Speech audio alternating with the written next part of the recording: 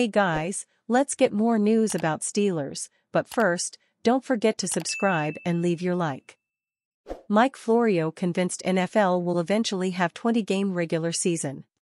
If you thought an 18-game regular season was pushing the limits of player safety, a 20-game season might break the dam. Though there are no plans for the NFL to take that extreme, Pro Football Talk's Mike Florio believes it's inevitable. Joining 93.7 The Fan Wednesday afternoon, Florio thinks it will become a reality. Eventually, they're going to have 20 games, Florio told the fans Andrew Filipponi and Chris Mueller. I don't know if I'll live long enough to get to 20. But I think eventually, there's going to be no preseason and 20 regular season games. When they have threats to their revenue, let's just give more. Because we can make more if we give more.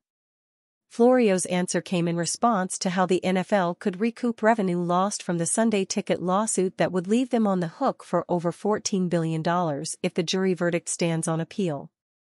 Initial damages were assessed at $4.7 billion, but triple under antitrust law violation. While that number won't come out of the salary cap, each team will be responsible for paying their share, a cost of $450 million per club. Owners won't want to take that hit without a way to cover their losses. The CBA only mandates that the NFL doesn't have longer than a 20-game season, excluding playoffs. That means the preseason and regular season can come in any configuration that adds up to that number. For years, it was a 4 preseason, 16 regular season system. Starting in 2021, it shifted to 3 preseason games and 17 regular season ones. And the NFL will eventually get an 18th game, Roger Goodell confirming that would come at the expense of an exhibition contest.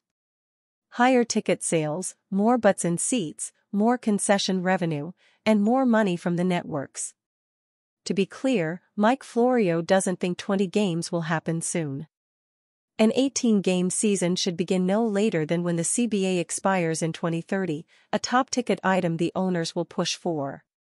It could happen even earlier than that, with this lawsuit perhaps being a catalyst to greasing those wheels. But someday, maybe 2 CBAs from now in, say, 2040, a 20-game regular season will become the norm.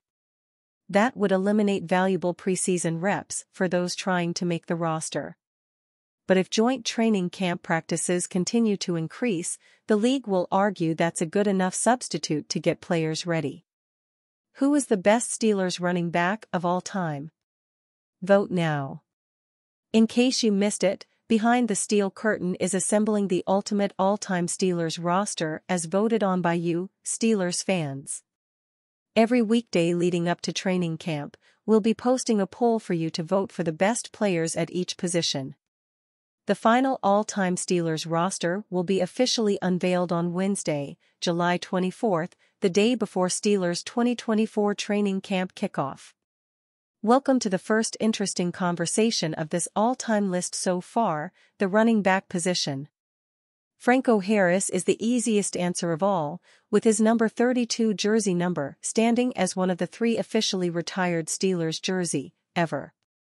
He's Pittsburgh's all-time leading rusher in attempts, rushing yards, and rushing touchdowns with 165 career games in black and gold.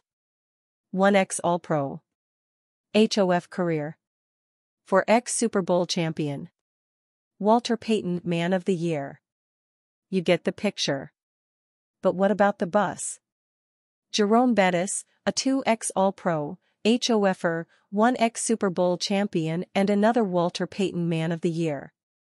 He actually outpaces Harris in yards per game by a narrow margin, 72.9 to Harris's 72.4, though his yards per carry average is slightly lower at 3.9.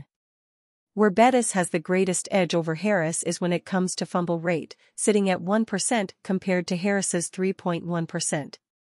Then, there's the underdogs of the group, whose stats aren't necessarily as impressive as those of Franco Harris, but who contributed to the Steelers' rich history of ground and pound football.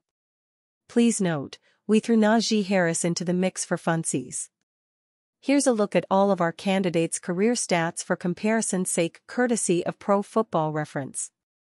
The Pittsburgh Steelers made two of the most noteworthy acquisitions of the offseason when they signed quarterback Russell Wilson to a one-year deal and followed that up by trading for quarterback Justin Fields. Head coach Mike Tomlin has made it clear that Wilson has pole position, but that Fields will be given a fair chance to compete for the starting job. We saw that competition begin throughout OTAs and mandatory minicamp, and it will resume in 2 weeks when the Steelers take the field for training camp in Latrobe. Everyone seems to have their own opinions about what the Steelers will look like this season, and what their new quarterbacks are capable of. I was joined by former NFL All-Pro Sean Merriman on the pump fake and asked his thoughts on the Steelers and Wilson. "I think he won't be starting by week 4, Merriman said. "He's gonna win the starting job in camp because he's smart. One thing about Russell Wilson is he's always been smart with the football.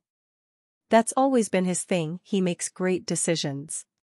So he is going to win in training camp, he's going to win the job. He's a great salesman.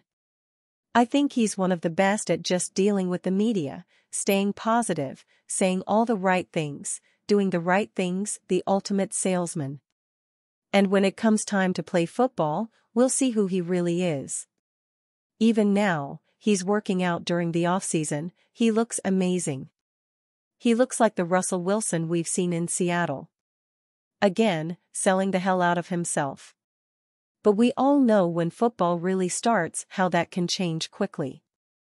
Wilson had a very good offseason program and was the best quarterback on the field for Pittsburgh, but Fields continued to improve throughout OTAs and minicamp.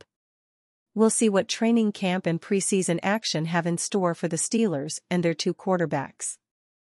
Steelers, DT Cameron Heyward no closer on extension.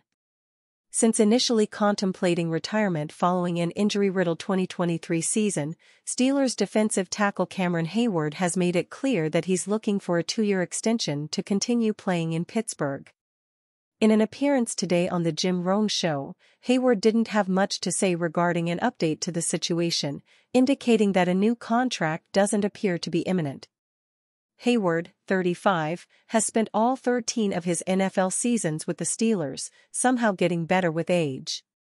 Before reaching the 5th-year option of his first-round rookie contract, the Steelers extended Heyward to a 6-year, $59.25 million deal. Up to that point, Heyward had showed plus attributes as a pass rusher with a career high of 7.5 sacks in a season.